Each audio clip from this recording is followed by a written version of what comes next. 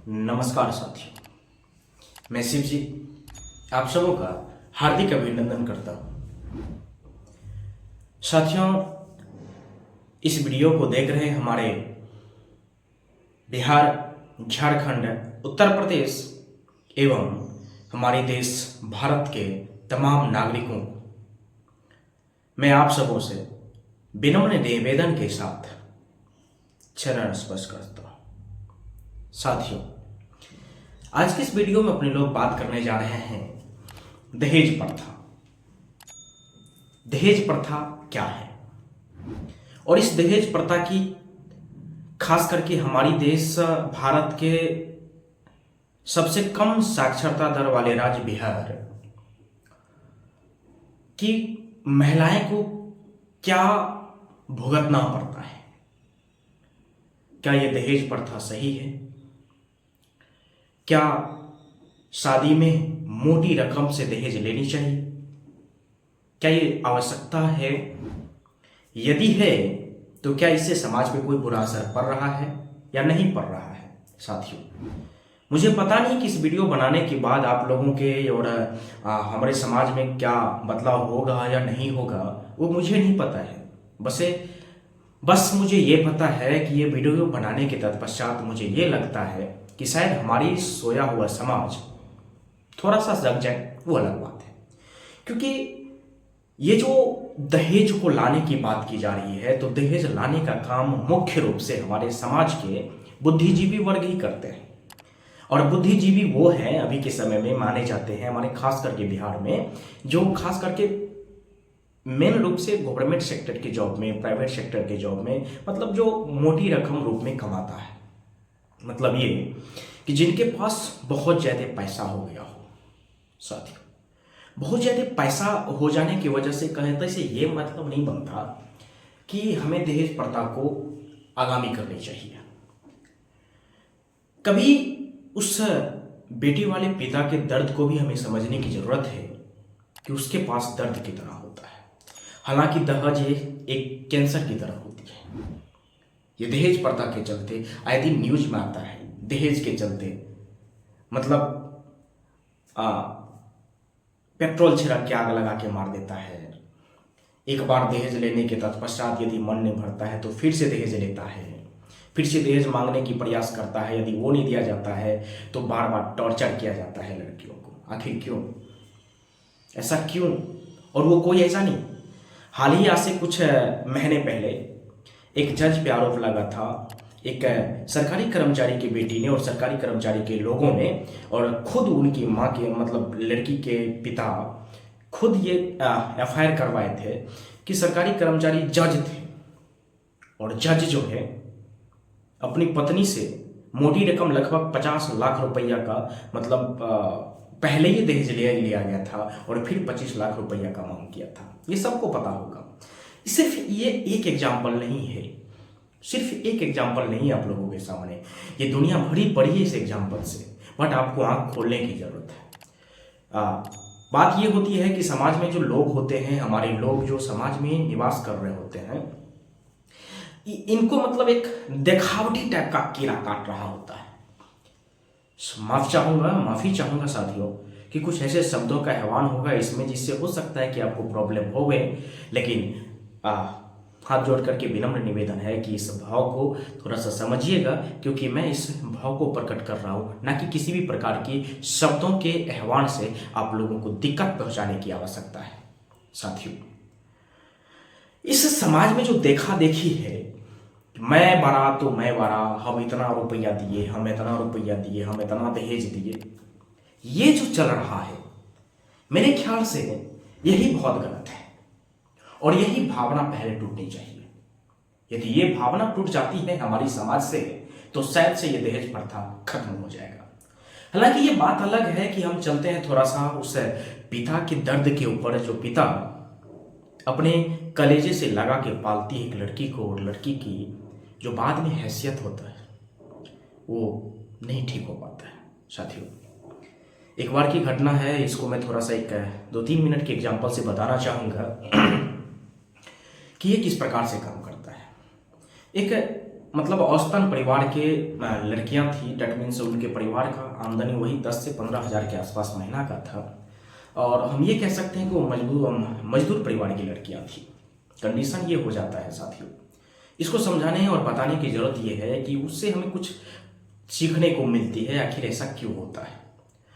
हुआ क्या कि वो लड़के जो है लड़की वाले वो एक मजदूर वर्ग के लोग थे और उनकी बेटी बड़ी खूबसूरत थी और माइंडसेट बहुत तगड़ा था कि उनका लग रहा था कि उनको की ज़िंदगी में बहुत कुछ पाना है। बट कंडीशन क्या था कि गांव देहात में एक हो जाता है कि नहीं, शादी विवाह की बात है भैया, कि जल्दी शादी विवाह कर दिया जाए ताकि मतलब एक दहेज की वजह से आजकल के हमारे पिता वर्ग के लोग अपनी बेटी को बोझ मानते हैं। हालांकि धीरे धीरे ये चीज़ें खत्म होती जा रही है और थोड़ा सा बदलाव होता जा रहा है, ये एक अलग मुद्दा है। बट कंडीशन क्या है जरा उसको समझना है। हुआ क्या कि उसकी जब शादी की बात हुई तो शादी लगने के तत्पश्चात दहेज की मांग की गई। दहेज देने में लगभग वो ऑन कैमरा बोल रहे हैं बट उसकी नाम नहीं बताएंगे, ये पिता का क्या नाम था, ये कहाँ के निवासी थे, ये मैं नहीं बताऊंगा, बट बता रहे हैं मोटी रकम उससे दहेज में मांगा गया। लड़का जो था वो एक दुकानदार थे, डेट मीन्स ये कहते हैं कि किराना स्टोर चला रहे थे वो लड़का, और किराना स्टोर लगभग वही 10-15 लाख की लागत से चला रहे थे और लगभग अर्निंग था 25-30 हज़ार 40 हज़ार के आसपास उसका मंथली अर्निंग था लड़का का। तो भैया जब अर्निंग उतना का था तो क्या ज़रूरत है बाकी पैसे की। उधर से डिमांड किया जाता है उस गरीब लड़की वाले से कि हमें जो है कम से कम यदि आप 15 लाख रुपया देते हैं तो मैं आपकी बेटी से शादी कर सकता हूँ, बाकी सब चीज़ ठीक है, आपकी बेटी हमें पसंद है, घर द्वार भी पसंद है, जो बिहेवियर चाहिए वो मुझे पसंद है। बट रुपया की जहाँ तक बात आती है तो रुपया हैवी मात्रा में मांग दिया जाता है और इस बात को चलते चलते ये लंबा चलता है तो लड़की को लड़का भी पसंद होता है, लड़का को लड़की भी पसंद होता है। कंडीशन क्या होता है कि ये जो बाप हैं ये बाप वहाँ कमज़ोर पड़ जाते हैं क्योंकि इनके पास वो 15 लाख रुपया होता ही नहीं है। गिरगिराता है, ये करता है वो करता है, किसी के पास जाता है, फिर भी ये कुछ नहीं हो पाता है। कहता है ये मतलब 5-7 लाख तक देने को तैयार था लेकिन इसके पास 15 तो था नहीं, वो भी 5-7 लाख 8 लाख जो था। फिर एक हमारे बिहार में कल्चर्स होता है कि जो दहेज दे फिर द्वार पे खर्चा किया जाए, तो द्वार पे लगभग 4 से 5 लाख वो आ जाता है, फिर उसके पास सामान उमान है 2-3 लाख सामान में चला जाता है। तो भाई ये सब जोड़ के टोटल बहुत ज़्यादा हो रहा था जो उनके बजट से बहुत ज़्यादा बाहर था और लगभग उसको बहुत ज़्यादा ज़मीन बेचने की जरूरत थी और उतनी ज़मीन भी रहे तब तो कि ज़मीन बेच के भी, और यदि एक बेटी रहे तब तो, यदि 2-3 बेटियां रह जाता है तब बड़ी दिक्कत आती है। साथियों हुआ क्या इसका दुष्परिणाम आया, मतलब किसी तरह गछा लेता है और गछाने के बाद चलो ठीक है कोई बात नहीं हो जाएगा, शादी हुई तो नहीं, लेकिन जब शादी रोज आया उधर से लड़का की बारात आती है, इधर से सब चीज़ ठीक ठाक होता है, लेकिन अचानक से प्रॉब्लम आ जाती है। जैसे ही शादी की सिंदूरदान होना था, सिंदूरदान होने से पहले लड़के वाले पक्ष ने लड़के वाले से ये मांग बैठता है कि हमारी बाकी की रुपया आज ही चाहिए, क्योंकि वो रुपया गछ लिया था कि शादी के बाद देंगे। कहीं मुझे बाकी की रुपया जो बचा हुआ है वो टोटली मुझे आज ही चाहिए, यदि आज नहीं दीजिएगा तो ये शादी नहीं होगा। जरा सोचिएगा उस दर्द को कि उस बेटी वाले के सामने क्या पड़ा होगा जिसकी द्वार खर्चा के आसपास 5 लाख जोड़ा गया था, सामान जोड़ा गया था और कंडीशन ये था कि पूरी उनके सगे संबंधी दोनों तरफ से आए हुए थे। साथियों आखिर क्या है, वो लड़की को जैसे ही कहता है तो ये लड़के वाले जो हैं कहता है कि नहीं पैसा दीजिएगा तो ही शादी हो पाएगी, अन्यथा नहीं होगा। अब मानो कि आसमान टूट चुका हो छत पे, लग रहा था मतलब सर पे आसमान टूट चुका है, बड़ी प्रॉब्लम्स की बात आ रही थी। लड़की वाले को लग रहा था कि इनके पैर की तर से जो है ना जमीन खिसक चुकी है। अब इसको कुछ सोचिए ना रहा था कि ये 5-7 लाख रुपया मैं कहां से लाऊंगा। 5-7 लाख रुपया कोई छोटी रकम नहीं होती है जो कहीं से बोलो और चले आओ। ये सोच रहा था कि आखिर आएगा कहां से सर, कहां से। बड़ी चिंतित में पड़ गए क्योंकि अब वो कहता है कि पैसा दीजिएगा तो ही सिंदूरदान होगा, अन्यथा नहीं होगा। सोचिए, और हमारी हिंदू धर्म और परंपरा के माध्यम से जब तक सिंदूरदान नहीं होता लड़की की शादी, लड़का की शादी नहीं मानी जाती है। देखियो आगे क्या होता है इसमें, उस चीज़ों को हम देख लेते हैं। ये चीज़ें समझ में आ गया कि लोग तो बहुत बड़े बड़े थे, सगे संबंधी ताना ये वो, और लड़की थोड़ी बुद्धिजीवी थी। बट बुद्धिजीवी इनको हम नहीं मानेंगे, इसका सामना करना चाहिए था। लेकिन क्या होता है, इस बात को देखते हुए सामने देख रहा है कि झिझकपन चल रहा है और हमारे चलते, और लड़की का ये मानना था कि हमारे चलते हमारे पिता की पगड़ी नीचा हो रहा है और हमारी शादी में ये हो रहा है। उसने वहां से निकल के घर चला जाता है और घर जाने के तत्पश्चात बोलने की मन नहीं कर रहा, फिर भी हम बोल रहे हैं। घर जाने के तत्पश्चात होता क्या है, देखा कुछ देर तक देखा कि आखिर ये नहीं मान पा रहा है, शादी अब लगभग टूटने को है, तो लड़की पॉइजन खा लेती है। जी हाँ, पॉइजन खाने के तत्पश्चात हुआ क्या, देखिए रुपया की अहमियत नहीं है, अहमियत उस जान की थी जिनके घर में खुद 40 से 50 हजार का अर्निंग था। क्या जरूरत था कि एक जान उनकी वजह से सिर्फ गया, उस लड़की की जान सिर्फ उनकी वजह से गया, उन लड़के वाले की वजह से गया। और ये चीज़ समझनी चाहिए, और ये आज एक एग्जाम्पल नहीं है, ये रियली है, रियलिटी यही है। और समाज में न्यूज में बहुत कम कवर किया जाता है, और आए दिन दहेज के चलते मार काट ये वो, मतलब क्या क्या नहीं होता है लड़के वाले के साथ और लड़की के साथ। साथियों, हाथ जोड़ के विनम्र निवेदन है कि जितना हो सके उतना अपने लोग योगदान देने के साथ साथ दहेज को रोकने की कोशिश किया जाए। और अपने लोगों के जो होनी चाहिए वो ये कि हाँ, पैसा वहाँ इन्वेस्ट करिए लड़की को पढ़ाने के ऊपर, लड़का को पढ़ाने के ऊपर। जैसे कि हमारी बिहार सरकार ने लड़की को पढ़ाने के लिए चार्जिंग झोंक दिया। इंटर पहली डिवीजन से पास करता, सेकेंड डिवीजन से पास करता, 25,000 रुपया लड़की को देता, जिसकी वजह से आज के गांव वाले जो है, मतलब हर कोई चाहता कि हमारी बेटी भी पढ़े। साक्षरता दर थोड़ा आगे जा रहा है। इंटर मैट्रिक पास करता है, 15,000 रुपया घोषणा किया गया, पहले 10,000 मिल रहा था, 15,000 की घोषणा की गई है। उसके बाद अब जो है ना, ग्रेजुएशन यदि करता है तो ग्रेजुएशन में ना 50,000 रुपया रखा है ओनली फॉर लड़की के लिए। लड़की के लिए रखा ही क्यों नहीं, क्योंकि लड़का तो हर कोई चाहता है पढ़ाने के लिए, लेकिन लड़की को तो चाहता नहीं। रीजन भी ये है कि इसलिए नहीं चाहता है क्योंकि ये दहेज की जो बात है, कहता कि इतना इसमें यदि हम खर्च करते हैं तो इतना इसका मतलब जोड़ करके ना शादी कर देंगे। लेकिन अभी का समय थोड़ा उलट चुका है।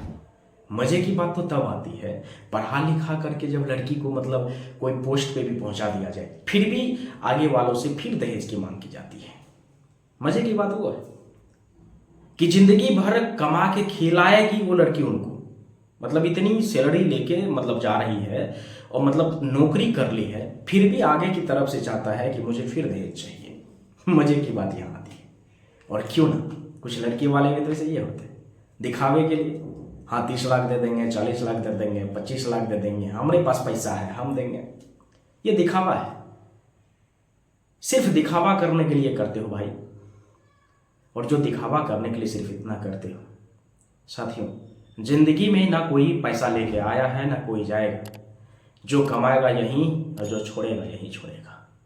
ये श्रीमद् भागवत गीता की ज्ञान है। बाकी ज़्यादा मैं विश्लेषण करने वाले तो नहीं माना जाता हूँ, बाकी आप खुद समझदार हैं और समझते रहिए। लेकिन मैं उन साथियों से गुजारिश करना चाहूँगा कि जिसने ये कहता है कि हमारे पास बहुत पैसा है तो दहेज हम देंगे, हमने तो कौन, मैंने तो कौन बे,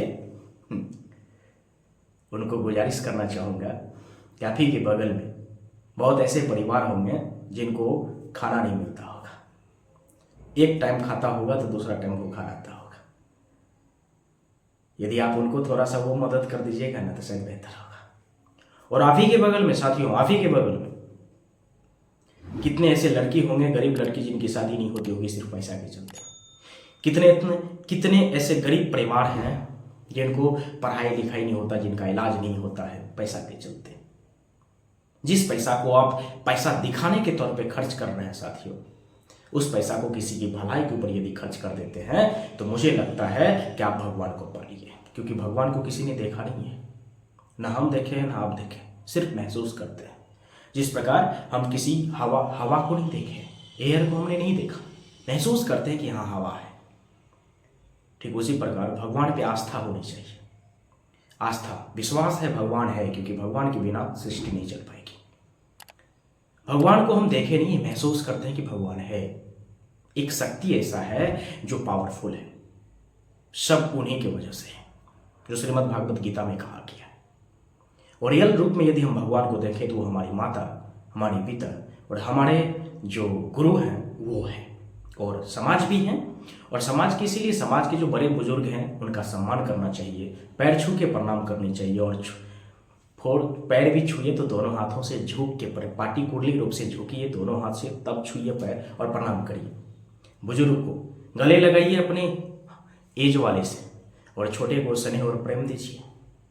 यही समाज, एक सभ्य समाज का निर्माण तब हो सकता है। यदि सभ्य समाज का निर्माण चाहते हैं तो ये करना पड़ेगा, यदि नहीं तो फिर दिक्कत की बात है। ये आज की जो दौर है पैर छूने का, ये पता नहीं ये कौन सा है, 4G या 5G, पता नहीं ये कौन सा जी है भाई। ऐसे मारो भाई, गजब है यार। ये क्या है? ये कौन पैसा छूना हुआ? छूए। पैर छूने का मतलब होता है अपने आप को उसके प्रति झुकना, प्रेम आशीर्वाद को कन्वर्ट करना। मतलब मैं ये कह सकता हूं कि मतलब उनके प्रति मेरा जो सम्मान है वो बहुत बड़ा है। और यदि हम किसी के दोनों हाथ से पैर छूते हैं तो भैया हमारी वजन यदि 80 किलो है तो भैया 75 किलो नहीं हो जाता। मेरा हाइट यदि 5 फुट 6 इंच का है तो भाई मेरा हाइट जो है ना 5 फुट 3 इंच का नहीं हो जाता है। मेरा कलर गोरा है तो भाई ब्लैक नहीं हो जाएंगे। बशर्ते होगा क्या, सामने वाले के नज़र में हमारी सम्मान बहुत ज़्यादा हो जाता है। इसीलिए साथियों, सिर्फ और सिर्फ अंधेर नगरी और चौपर राजा की तरफ जो कहानी है, जो लोकोक्तियाँ हैं, इनके तरह हमें नहीं बनना है। यदि सभ्य समाज की निर्माण चाहते हैं और सभ्य नागरिक चाहते हैं तो इस तरीके से हमें बनना होगा। दहेज रूपी जो रावण चल रहा भी हमारे समाज में, इसको थोड़ा सा ब्रेक करना पड़ेगा, क्योंकि अभी तक जो हुआ वो हमारी पिछले जनरेशन की बात थी, और अब जो होगा वो हमारी अगले जनरेशन की बात है।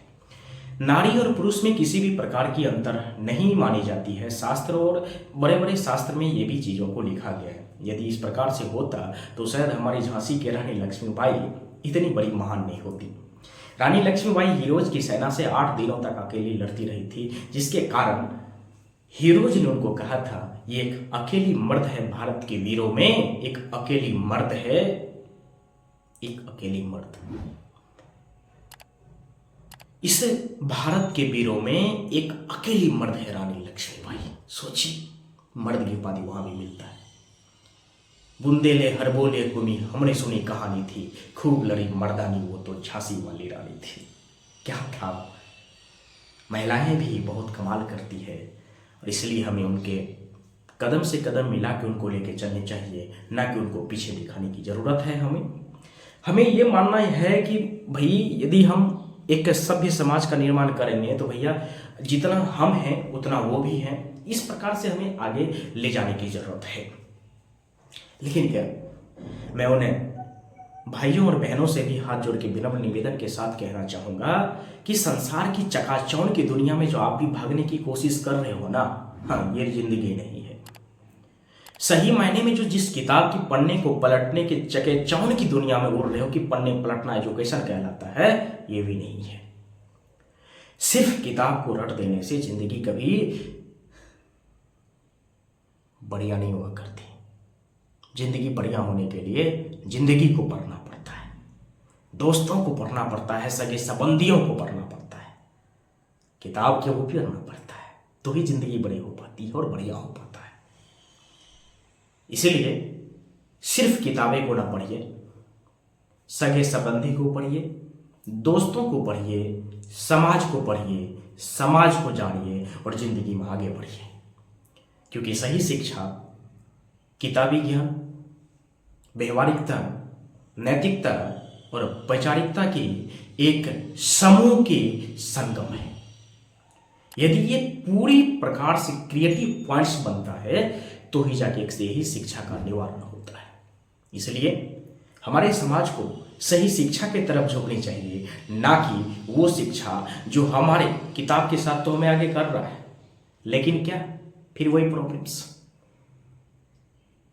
कि हमारी व्यवहारिकता को हमसे छीन रहा है, नैतिकता हमसे छीनी जा रही है, वैचारिकता हमसे छीनी जा रही है। आजकल के जो हमारे बुजुर्ग लोग हैं, मतलब यूं कह लें कि लड़के के जो पिताजी हैं, दादाजी हैं, नाना जी हैं, नानी हैं, मामा जी हैं, ये सब आज के बच्चे से मैक्सिमम जो है नाखुश रहते हैं। जानते हैं क्यों? क्योंकि बच्चे किताब तो पढ़ते हैं, मोबाइल को बढ़िया से चलाने तो जानता है, 3 सेकंड में कैसे मोबाइल को फड़फड़ा दे ये तो जानते हैं, लेकिन अपने पिताजी के कद्र, दादा के कद्र, दादी के कद्र, नानी के कद्र, माता की कद्र करना भूल जाते हैं कि उनके साथ किस तरह बिहेव करनी चाहिए, कैसे उनसे हमें बात करनी है। हमारी विश्व गुरु भारत वैसे ये नहीं था, अभी भी है या नहीं ये मुझे नहीं पता, आप लोग खुद जान लीजिए, क्योंकि उतनी सब चीज़ हमें बताने की जरूरत नहीं है। क्योंकि भारत की स्थिति ऐसी थी कि हाँ, दोनों हाथ से पैर छू के प्रणाम किया जाता था अपने माता और पिता को, अपने गुरु को, क्योंकि वही उनके लिए भगवान थे। बाकी क्या कहें, बाकी बहुत कुछ है कहना। यदि हमारे इस वीडियो से लगे कि कुछ हो सके, देखिए मैं ये नहीं कह रहा कि मैं बहुत बड़ा विद्वान हूँ, मैं ये कभी नहीं कहता कि मैं बहुत बड़ा विद्वान हूँ। मैं ये क्यों कहूँ, समाज से बड़ा विद्वान कोई नहीं है। अपने माता पिता गुरु से बड़े विद्वान कोई ना हो सकता है ना है। अपने समाज, अपने माता पिता और गुरु का बखान करते करते भी कोई इंसान थक जाए फिर भी उसकी बखान नहीं कर सकती है, क्योंकि समाज सोने की तरह व्यक्ति को निखारता है। माता पिता जिस प्रकार गढ़ा जाता है किसी चीज को, उसी तरह गढ़ता है, और गुरु उनको संगम कराता है। साथियों, इसीलिए गुरु को भगवान से भी ऊपर का दर्जा दिया गया है। बाकी आपकी मर्जी, आप जानिए आप क्या हो, कैसे हो और किस प्रकार की भावना रखते हो आप। यदि भावना बढ़िया है तो तह दिल से, दिल की गहराई से आपको नमन है, और नहीं है तो भाई आप अपनी भावना को बदलिए, चेंज करिए कुछ स्थितियाँ को, बढ़िया करिए अपने आप को, ऐसी करिए कि यार फिरा हो जाए हर कोई आपके ऊपर, समाज आपकी बात करे। देखिए मुझे एक लगता है कि यदि आप बहुत बड़े लोग हैं, आपके पास पैसा बहुत ज़्यादा है, तो आप अपने लिए तो करिए ही, लेकिन समाज के लिए भी करिए, समाज के लिए भी करिए। और समाज को भी कहता हूं कि सभ्य समाज वही है जिसमें सही व्यक्ति का विचारधारे, यानी जो सही व्यक्ति है उनकी विचारधारा को महत्व दिया जाए, ना कि कोई अपने लिए 5 करोड़ रुपया कमा लिया, 10 करोड़ रुपया कमा लिया, सिर्फ अपने लिए कर रहा है तो उनकी बढ़ाई करना, ये कतई से नहीं है। आप देखिए कि आपके लिए उस व्यक्ति ने कितना काम किया है, आप देखिए कि आपकी बेटा को उसने किस प्रकार का ज्ञान दिया है, आप देखिए कि आपकी बेटी को किस प्रकार की नॉलेज दिया है, आप देखिए कि आपके लिए किस प्रकार की रोड को निर्माण किया गया है, आप देखिए कि आपके लिए आपकी समाज किस प्रकार से है, आपके जाने के बाद आपकी जनरेशन की क्या होगी। ये तमाम प्रकार की क्वेश्चन को देखिए। यदि कोई व्यक्ति 1 लाख, 2 लाख, 10 लाख, 20 लाख, 50 लाख रुपया कमाता है और पर्सनल रूप लिए कमाता है, पर्सनल कमाता है, अपने पे खर्च करता है, अपने पे 2 लाख का सूट, 10 लाख का बूट पहनता है, क्या जरूरत है भाई, आपके लिए क्या कर रहा है वो देखिए। जरूरत यहां है कि आपके लिए वो क्या कर रहा है, समाज के लिए क्या कर रहा है। देखिए कि समाज में जो गरीब वर्ग के लोग हैं, गरीब वर्ग की जो बेटी की शादी हो रही, उसने कितना टका दिया है, कितना मदद किया है। मदद करने का मतलब ये नहीं होता कि पैसा देना और वापिस ले लेना, मदद कितना किया है। ये देखिए कि वहां के लोगों को जो प्रॉब्लम हो रहा है, उस प्रॉब्लम में वो साझा कितना हो रहा है। वहां देखिए कि चलने फिरने में जो दिक्कत है तो वहां कितने लाइटें लगाई उसने, वो देखिए। समाज में जो देखने की जरूरत है, तब यदि उस प्रकार की कोई काम किया जा रहा है तो समाज में नाम लेने योग्य सिर्फ वो व्यक्ति है, ना कि वो व्यक्ति जो सिर्फ अपने लिए कमाता और अपने परिवार पे खर्च करता, अपने लिए काम करता है उनकी। इसीलिए यदि इस प्रकार से करते रहिएगा कि समाज कभी आगे नहीं बढ़ पाएगा। समाज को यदि आगे बढ़ाना है तो अपने ऊपर भी काम करना पड़ेगा और उन व्यक्तियों की चयन करनी पड़ेगी जो समाज के लिए काम करता है। इसीलिए समाज के ऊपर काम करिए और समाज के ऊपर देखिए। सिर्फ पार्टिकुलर रूप से कमाना और खर्च करना, ये कथाई से समाज सेवी नहीं कहलाता है और व्यक्ति महान नहीं होता है। महान वो होता है जो समाज के लिए भी सोचता है, समाज में गरीब वर्ग के लोग के लिए भी सोचता है। उनकी माँ की तबीयत खराब, उनके पास उतना पैसा नहीं, कैसे होगा। कई मरतबा तो सर हम ये देखें कि पैसा नहीं होने की वजह से जो लोग जी सकता था 10 साल, 15 साल, 20 साल है, वो भी मरा।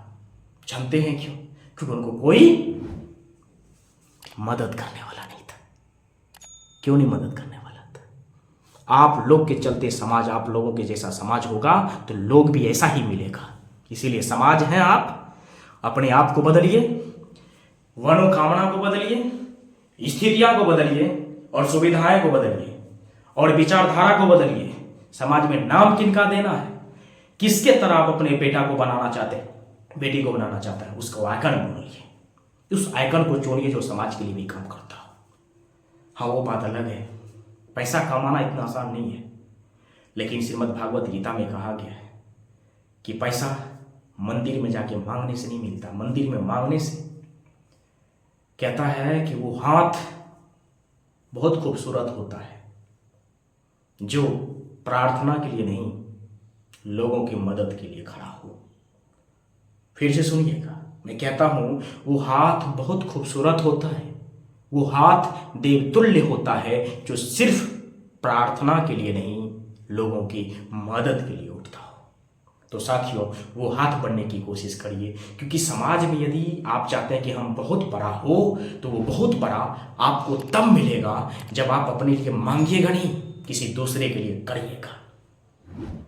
अब ये जरूरी नहीं है कि आपके बारे में दूसरा कौन क्या बोल रहा, मैंने ये नहीं रखता सर, ये कभी से मैंने नहीं रखता। मैंने ये नहीं रखता है कि आपके बारे में दुनिया क्या सोचता है, आपकी समाज क्या सोचता है आपके बारे में। मैंने ये रखता है कि आप अपने बारे में क्या सोचते हैं। जरूरी ये नहीं कि समाज आपके बारे में अच्छा कहे, जरूरी ये है कि आप अपने बारे में अच्छा कहें तो समाज आपके बारे में अच्छा कहेंगे। लेकिन ये कतई से मतलब नहीं बनता कि यदि आपको समाज गलत कह रहा हो तो समाज की मदद न करें। समाज की मदद करिए, और यदि मदद करिएगा तो स्वाभाविक रूप से आपकी नाम आगे जाएगी। और इसकी प्रेरणा हमें कई विद्वानों से लेनी चाहिए, जिस प्रकार की हमारे मोहनदास करमचंद गांधी, डेट मीन्स महात्मा गांधी, स्वामी विवेकानंद जी, ये सब ऐसे हस्ती हुआ करते थे जिनकी वजह से आज हमारी भारत की गरिमा बची हुई है, अन्यथा गरिमा तो खत्म है। हमें युवाओं को इस तरह सोच रखना चाहिए जिस प्रकार भगत सिंह, राजगुरु और सुखदेव रखा करते थे, चंद्रशेखर आजाद रखा करते थे। भगत सिंह, राजगुरु, सुखदेव, चंद्रशेखर आजाद जैसे क्रांतिकारियों और युवाओं के चलते ही हमारी देश भारत है अभी भी युवा प्रधान देश कहलाती है। लेकिन साथियों, आज की युवा अपने आप में बदल चुका है। इसीलिए वापिस होइए, अपने ताकत को समझिए, अपने आप को समझिए, अपने माता पिता को समझिए, अपने गुरु की ताकत को समझिए और अपने देश की ताकत को समझिए, अपनी माटी की ताकत को समझिए। जाते जाते मैं कहना चाहूँगा, यदि किसी भी प्रकार की ऐसी प्रेरणा आए और मन ये लगे तो साथियों, यदि आप बहुत आगे बढ़ रहे हैं ना और आपको पीछे करने की कोई कोशिश कर रहा हो तो आप अपने आप को कुछ लाइनें, चंद लाइनें गुनगुना के आगे बढ़िए। देखिए कहते क्या है, कहते हैं, मैं उस माटी का वृक्ष नहीं, मैं उस माटी का वृक्ष नहीं जिसे नदियों ने सींचा है, मैं उस माटी का वृक्ष नहीं जिसे नदियों ने सींचा है, बंजर माटी में पलकर मैंने मृत्यु से जीवन खींचा है, मृत्यु से जीवन खींचा है। पत्थर पर लिखी इबारत हूं मैं, पत्थर पर लिखी इबारत हूं मैं, तुम मुझको कब तक रोकोगे, मिटने वाला मैं नाम नहीं, तुम मुझको कब तक रोकोगे, कब तक रोकोगे, कब तक रोकोगे। साथियों, इन शब्दों के साथ मैं लेना चाहता हूं आज विदा, लेकिन जाते जाते मैं कहना चाहूंगा कि इस दहेज प्रथा के बारे में जरूर सोचिएगा, दहेज के बारे में जरूर सोचिएगा और हमारी खास करके बिहार के बारे में जरूर सोचिएगा। यदि बिहार को बहुत आगे बढ़ाना है तो आपको दहेज प्रथा को दूर करना ही होगा, और दूर वही करेगा जो रियल मायने में इस चीज़ों को समझेगा और समझाने की कोशिश करेगा। साथियों, अंत में हम यदि इसमें किसी भी प्रकार के शब्दों की हवान से समाज के किसी भी जन को दिक्कत आवे तो मैं उन सबको हाथ जोड़ के विनम्र निवेदन के साथ क्षमा प्रार्थी का मांग करता हूँ। और लास्ट में इस वीडियो को आराम से देखिए, पूरे परिवार को देखिए, पसंद आए तो शेयर करिए, सब्सक्राइब करिए और मिलते हैं फिर अगले वीडियो में। इस प्रकार की कुछ रिसर्चर वीडियो लाते हैं आप लोगों के सामने और अब लगातार आएंगे, क्योंकि इस बीच में थोड़ा सा छुट्टी में थोड़ा सा बहुत ऐसे काम की वजह से व्यस्तता थी, जिसकी वजह से हमारी वीडियो शूट नहीं हो पा रही थी। अब रेगुलर होगी और आप लोगों के सामने परोसने की कोशिश करेंगे। तो साथियों, लास्ट में हम चाहेंगे जितने भी बुजुर्गगण हैं, जितने भी हम साथीगण हैं, जितने भी हमारे छोटे नन्हे मुन्ने भाई हैं, सबको प्रेम आशीर्वाद, पैर छू के प्रणाम, सबको जिस में जो है उसमें हो जाए और प्रेम दें, आशीर्वाद दें, स्नेह दें। और यदि इस प्रकार की वीडियो चाहिए तब कमेंट सेक्शंस में अपनी राय जरूर दें। धन्यवाद। मिलते हैं फिर अगले वीडियो में।